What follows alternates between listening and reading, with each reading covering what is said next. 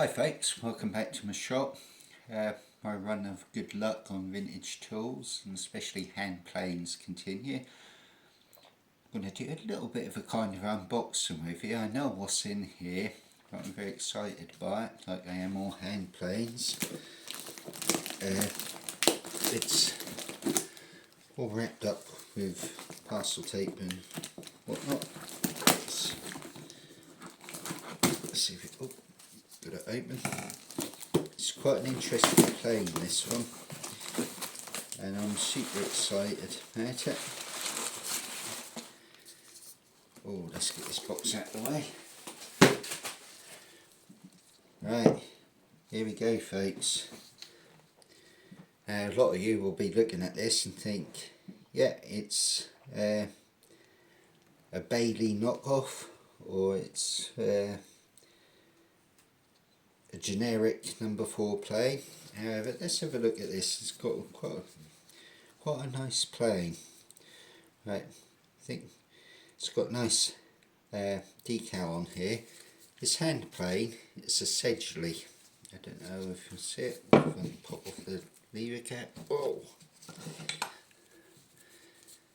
there we go. Right, these had a very short production run in the 1950s. In fact, if you ask most woodworkers about this particular hand plane, they'll either have never heard of it or they'll assume it's a Bailey knockoff or Stanley knockoff. Nothing could be further from the truth. It's actually a very high-end quality tool, and because not a lot is made of known about them, they tend to go at ridiculously low prices, which is all good for me, but it doesn't do the plane any justice at all. I mean, this one's in need for a good resto, but a sympathetic one. The Japanin or enamel paint on this is absolutely amazing. There's no chip outs or anything. It's a nice British racing car green colour. Rosewood knob, brass, rosewood toe with the decal, and brass again. A few little things what set this apart. I don't know if it'll pick it up, but down in there you can see the yoke and the 2 screws what adjust the frog, and that little thing there, I can't remember what it's called, and natural adjustment lever. These have actually been blued. Right, these planes, as I said, were made in 1950s by a company called Samuel Brooks and Co. They're made in Sedgeley, which is near in Worcestershire. It's not a million miles from the Preston factory, and in fact you can see the heritage of Preston in here. Preston are very much I'd say almost a premium quality plane, much the same as Clifton, and trust me folks, this little guy here is much the same. The machining on this is absolutely amazing. I'm going to just see if I can pop it apart. Bear in mind it's dirty, I've literally just took it out of the box. There we go. Now you can see what I was talking about. This has been blued on here, and so's the yoke. Nice brass. Yeah, absolutely, the tolerances on this are absolutely amazing. Even using my finger, there's absolutely no slop on this whatsoever, which will mean when it comes to adjusting the blade there'll be no slop or backlash. It fits so tight. Let's say, not a lot known about the plane. It's one of those little gems where if you find it, snatch it up. I'm a huge Woden and WS fan, massive fan of them, and I think they're absolutely superb quality planes.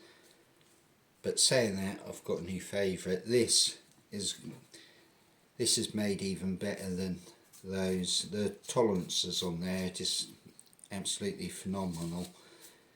Not super thick casting on there, but not wafer thin easy. I'm so looking forward to restoring this. It's going to be a sympathetic one. The little dings in the shellac on the tote and the knob, I'm not stripping this right back. I will repair this because there's no way I will ever find another Sedgeley decal. These had about a 10-year production run at the most, starting in the early 50s. Absolutely super plain, and I just wanted to share it with you because I'm like that.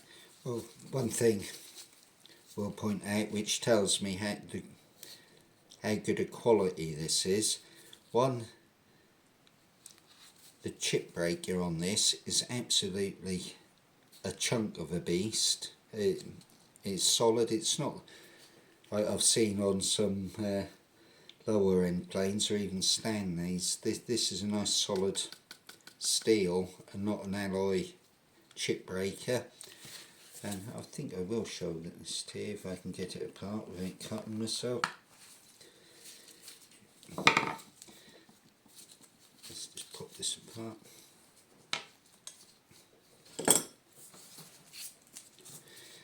Don't know if it'll pick it up, but the iron is actually tapered. It is thinner at the top and thicker at the end, much like an Isles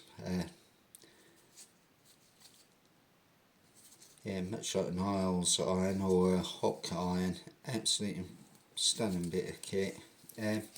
Anyway, I've run on enough. These are, like I say, short production run on them. They're so often not found. Not a lot of people know a lot about them. I would suggest if you're searching on eBay and find one of these like I did for 20 quid, snap it up. Amazing plane. Anyway, enough of me running on and talking a little crap really. I'm going to call it on this video, and the next video I do, I'll show you how I do what I call a sympathetic restoration, where I'm not stripping paintwork off or taking varnish off. I'm retaining its original character. I'm not going to be doing a full shine. I'm going to knock all the rust off and get this serviceable and looking like it did when it came from the factory. Cheers guys.